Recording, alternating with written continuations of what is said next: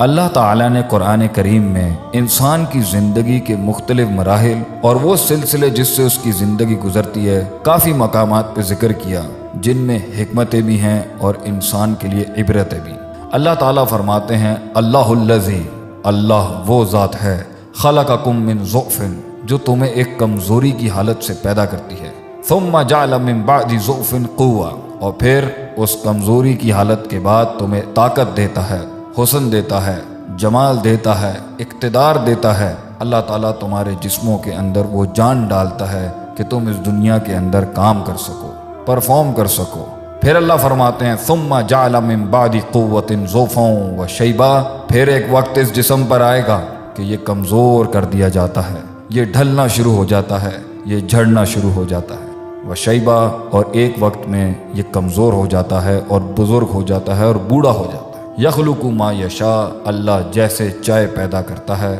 وہو العلیم القدیر، اور وہ علم والا اور قدرت والا ہے۔ اللہ تعالیٰ انسان کو ان آیات میں یہ سمجھانا چاہتے ہیں کہ تیری زندگی کمزوریوں کا دور ہی ہے، تو پیدا بھی ایسے حقیر نطفے سے ہوا، تو اس کے بعد ایک اور کمزوری کی حالت میں جاتا ہے، پھر تو ماں کے رحم میں کمزوری میں ہوتا ہے، پھر تو اس دنیا میں پیدا ہونے کے بعد ایک کمزوری اور ضعف کی حالت میں ہوتا ہے۔ طاقت اور اقتدار، جسم میں قوت اور توانائی اور کچھ کرنے کا جذبہ کچھ ہی سالوں کا تجھے ملتا ہے، جس کے اندر اللہ چاہتے تھے کہ تو اس کی عبادت کرتا، اس کی فرما برداری کرتا، خواہشات کو ختم کر کے اپنی نفس سے لڑتا اور اپنے آپ کو ایک کامل انسان بناتا اور پھر اللہ کا ایک غلام بناتا۔ مگر انسان اپنے اس چھوٹے سے وقت کے اندر، جہاں اللہ فرماتے ہیں ثم جعل من بعد ضعف قوة، جب ہم اس کمزور اور ضعیف حالت کے بعد جو اس کا بچپن تھا، اس کے بعد اس کو جوانی دیتے ہیں اور قوت دیتے ہیں جو 10 15 20 سالوں کی ہوتی ہے یا 25 سالوں کی، انسان یہ سمجھ بیٹھتا ہے کہ وہ اس دنیا پر قادر بھی ہے اور اس دنیا اور اپنی زندگی کا مالک بھی ہے، وہ جو چاہے وہ کر سکتا ہے، وہ جو چاہے وہ توڑ سکتا ہے، وہ جو چاہے وہ بنا سکتا ہے، اور وہ اپنے اوپر ہی لیبل لگاتا ہے کہ اس دنیا کا نظام میں ہی چلا رہا ہوں، میں ہی ترقی کا حقدار ہوں۔ تو اللہ تعالیٰ انسان کی عقل کو ایک صحیح سمت دینے کے لیے، ایک صحیح نظریہ دینے کے لیے اور ایک صحیح عقیدہ دینے کے لیے قرآن میں اس کی تربیت کرتے ہیں۔ اللہ فرماتے ہیں قُلْ أَرَأَيْتُمْ إِنْ جَعَلَ اللَّهُ عَلَيْكُمُ اللَّيْلَ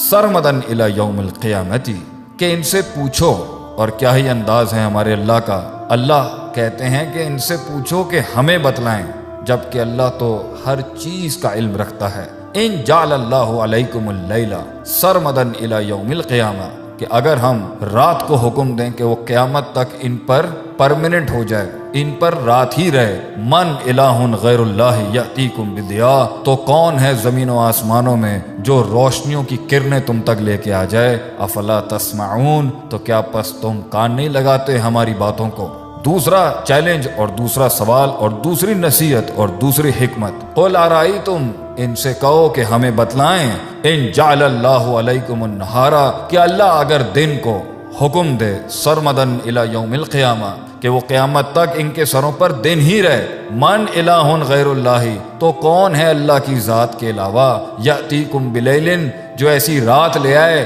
تسکنون فیہ، جس میں تم سکون حاصل کرتے ہو، جس میں تم نیند حاصل کرتے ہو، اپنی تھکن کو آرام دیتے ہو، اپنے جسموں کو راحت دیتے ہو، وہ رات کون لے کے آئے گا؟ افلا تبصرون، تو کیا تمہیں دکھتا نہیں؟ کیا تمہیں دین اور اس زندگی کے مقصد کی بصیرت حاصل نہیں ہوتی کہ محض صرف عبث نہیں تھا کہ آئے، کھیل کود کیا، تفریح کی، ادھر وقت ضائع کیا، ادھر وقت ضائع کیا، اور پھر اینڈ کے اندر سوالوں کے ساتھ اور کھوئے ہوئے دلوں کے ساتھ بیٹھ جانا، یا ڈپریشن میں چلے جانا، یا مایوسی میں چلے جانا، اور نئے نئے سپورٹس کو تلاش کرنا اور نئے نئے کھیلوں کو تلاش کرنا کہ شاید ان کھیل کود اور رنگرلیوں میں مجھے اپنی زندگی کا سکون مل جائے۔ اللہ ایک اور مقام پہ کہتے ہیں قل ارائیتم، ان سے کہو کہ ہمیں بتائیں، ان اصبح ماؤکم غورا، کہ اگر ہم پانی کو اندر کھڈوں میں ڈال دیں، پانی زمینوں کے اندر چلا جائے، تو کون ہے جو تمہارے لیے بہتا ہوا پانی لے کے آئے گا؟ اوپر سے نازل ہوا تھا تو تم سمجھے تمہارا تھا،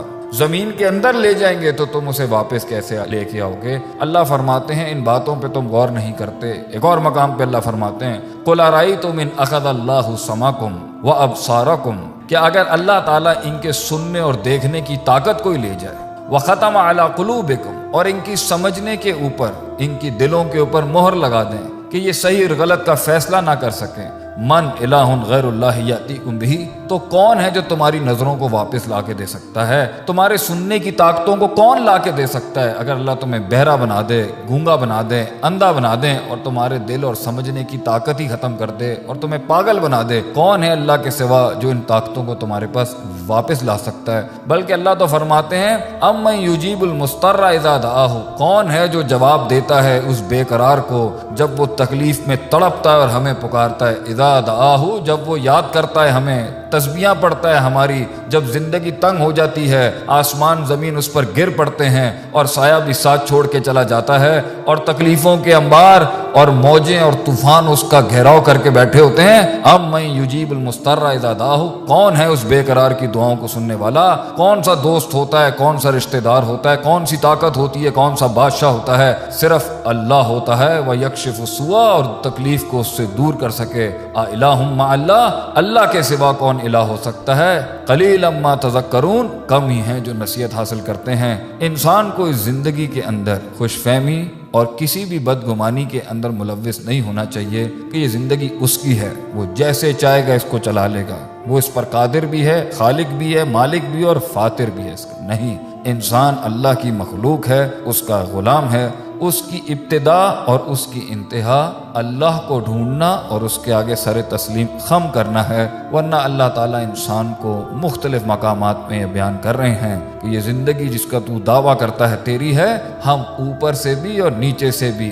दाएं से भी और बाएं से भी ऐसी तंग कर सकते हैं कि इंसान कहीं जा नहीं सकेगा। अल्लाह ताला हमें अपनी आफियत और हिफाजत में रखे। आमीन या रब्बल आलमीन।